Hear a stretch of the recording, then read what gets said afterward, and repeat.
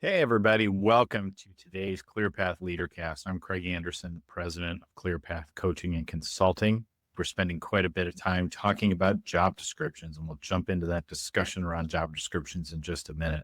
Just for your information, my background is I spent about 30 years in corporate America, had an interesting path through corporate America coming out of college with a degree in English and having to learn a lot about what it takes to run a company without having a lot of that formal background in my past. So a lot of what I did over my career was watch and learn about what made those companies successful. And a lot of it was having a really good focus on numbers and detail. A lot of what makes those companies successful is their planning process and thinking about where they're going. And also around getting the right people in the right places in the organization. So I really watched that, learned from that over time, had the opportunity to spin off a business from a larger parent company and really built that in that helped us grow that business successfully over just a few years until we sold that business, which is when I launched ClearPath Coaching and Consulting, because I was able to successfully take those things and scale them to the small business framework and get the tools in place to do that effectively. And now my real mission is to help leaders, what I call accidental leaders, those who didn't really intend to be in leadership, but found themselves there either through a successful small business that grew and transformed them into leaders, or they were successful in their corporate life and moved up and suddenly find themselves in positions of leadership, to go from those accidental leader roles to the confident executive or competent owner who really has a handle on how to lead people and lead their business. So what we're going to talk about today is job descriptions. And I submit that job descriptions as they exist today are useless for getting things moving and where we need to go for our business. Job descriptions become these very legal documents that have things like you will spend 25% of your time doing this and 10% doing this. And quite frankly, in my experience, 6 months, 12 months into the job, what was on that description that you looked at isn't even relevant to what you do every day. You come to realize that what I'm expected to do in my role has very little to do with that job description, and jobs evolve and change. But what I really think we need to do is focus on how do we create job descriptions that help our prospects, prospective candidates for roles, and people in those roles to really understand why their position exists, what it is they are tasked to do, not in a very rote way, but to understand the vision of what it is we're trying to get to. Because we want, as we look to what's going to make companies successful, and what I learned about what makes companies successful, one of those factors is engaged employees who align themselves with the mission of the business. Well, if they don't even really understand that going through the process of applying for a role or promoting into a role, then we're not going to get them there. So what I'm going to do over the next 10, 15 minutes, and for those of you who are new to this is always about 10 or 15 minutes, is I'm going to talk about a new vision for what a job description can be so that you can promote that job and get the right people into your organization who are going to be aligned with the mission and vision, who fully know what they're walking into in that role and what they're going to need to be doing to be successful in that role. That's what's crucial for people to really be successful in your organization. So let's start out with what I propose as kind of a 5-step framework for what an effective job description is. So 1, it's going to come to you in 5 parts. 2, we want to focus it in so it fits on 1 page. We want something that you can hand to somebody who knows nothing about your industry or business and can see that job description and say, I know somebody like that. I fully understand what it is you're trying to do with that role. I challenge you to do that with any traditional job description, to have people really understand deeply what they're going to be able to do. So, and also, I will say right out of the gate, I'm sure the HR people in the world and the legal people in the world are going to tell me what I propose is not what you need legally, and that's fine. Create whatever that thing is you need to check the box for legal reasons. What I'm talking about is creating a job description that gets your people aligned, that gets the right people attracted to your role. So let's start out with part 1 of the 5-part framework that I propose you start using for your job descriptions. Part 1 is to create a vision statement for the role. And we get into a lot of equivocation about what a vision statement is. So let me say what I mean in this purpose is what I want to do is create a vision for what you are tasking this person to build over the next 3 years as they sit in that role. I always hired people and it said, look, I know we're in a world where jobs change, people move companies. This is not my grandfather who worked, 50 years for Ford. People move around a lot. So I always ask people, I would like you to join us. And if you stay longer, great, but I'm asking you for a 3-year commitment to help me transform this business. So I look to say, here's the vision of what I want you to have accomplished 3 years from now. And I encourage you to build specificity in that around if it's a number of employees or a revenue target or an efficiency target. Describe very clearly in a narrative form, 5 or 6 lines, maybe 9 lines about what they will look like successfully in that role 3 years from now. What will they have built? Processes they'll have in place, number of people, a budget number they're hitting, a revenue number they're hitting, or an expense saving number that they're hitting. Get really descriptive. We want to create a narrative and a vision of what that job's going to look like as a success in 3 years. So they know what they're stepping into when they make that 3-year commitment to you. So let's tell them very clearly, this is what I'm hiring you to build. I'm hiring you to build my operations team into an organization that looks like this. I'm looking to hire you in to help me generate revenue that looks like this. So we want to be very descriptive of that. So that's part one, is to create that effective vision statement for what I want that person to do over the next 3 years. Step two is let's get into kind of just a mission statement. We talk about mission statement for companies, mission statements for companies. What's the mission statement for this role? Why does this job exist? We want to answer in probably 8 to 12 words why this job exists. And you're going to say, well, Craig, that's stupid. A sales VP exists to be a sales VP. But what is it that you want them to do? What is the mission? I created this role because I want you to generate revenue from key constituents in our target market, or something to that effect. I want to build your mission. Your job exists as a VP of operations to build a collaborative culture in a highly efficient environment.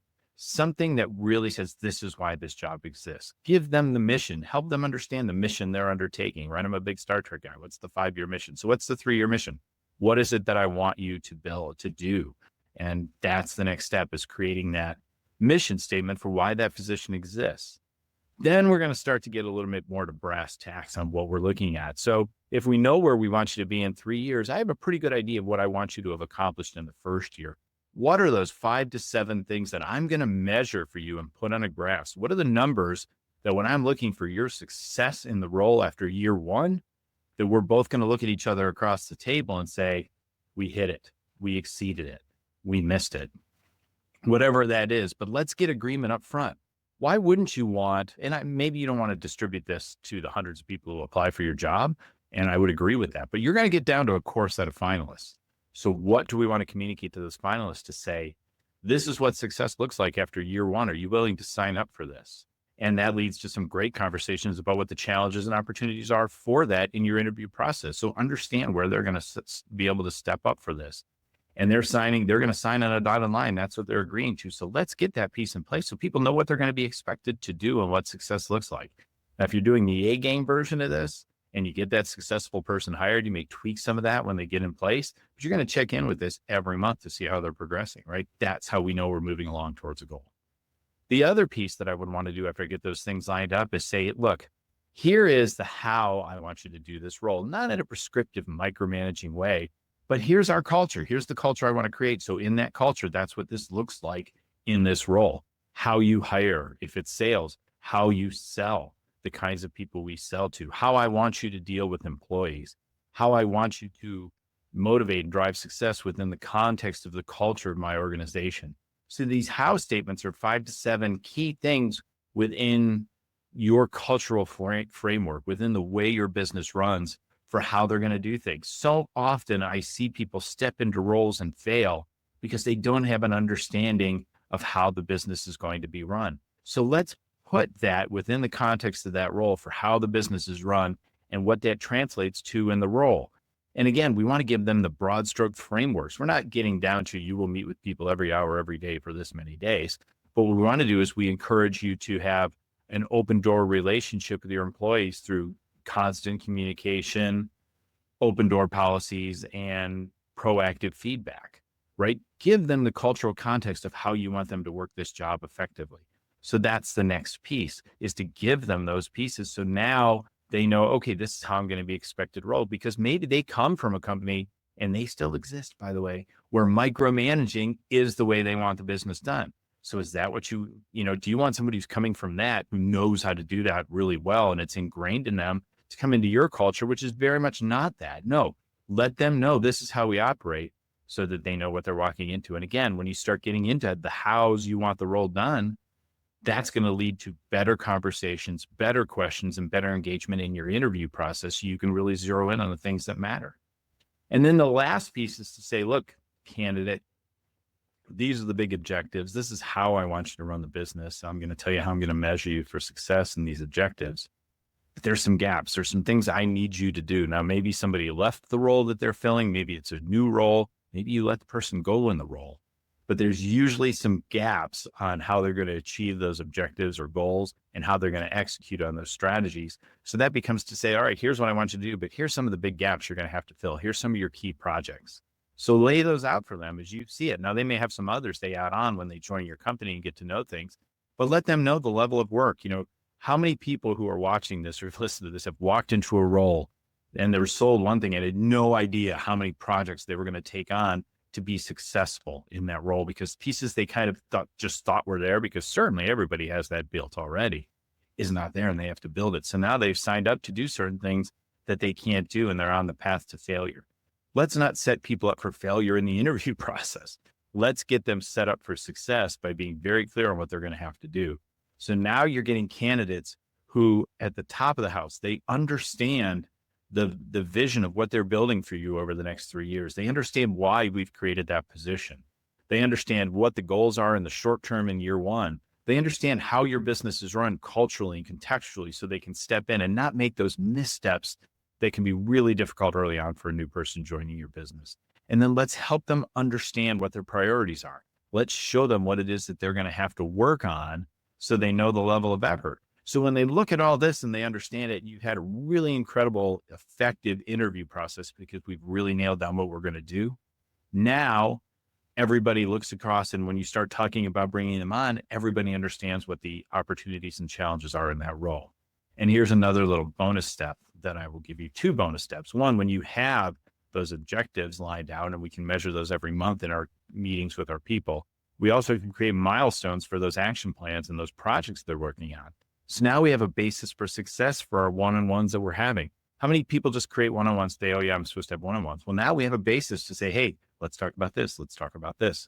Now we have a basis to say, here's what success looks like. Are we on that path for success? And who doesn't want that in their role and in their discussion with their boss? And what boss doesn't want to have clarity around what's important? That's why this one-page job description could be so effective for you. And here's the second bonus piece I'm going to give you. With these job descriptions written in the way that I've outlined for you today, have one done for everybody in the organization, especially on your leadership team, so everybody knows what's expected of everybody else. How much more can you get done when people aren't stepping on each other? There's a lack of clarity about who's supposed to do what. You can create that for yourself by creating these job descriptions, which aren't those old ones, which are great and descriptive and probably what are needed for some legal reasons. I don't know. What I'm talking about is getting your business built for success. So that's it for this week, folks. Thanks for joining me on this week's ClearPath LeaderCast. Thanks, everybody. Have a great day. Bye-bye.